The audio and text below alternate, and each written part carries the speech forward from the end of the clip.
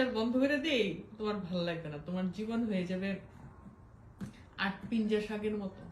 তাই 8 পিঞ্জা শাক কি বুঝো? না, আমাদের নেত্রকোনা একটা শীতের সিজনে একটা শাক রান্না করে তেল ছাড়া।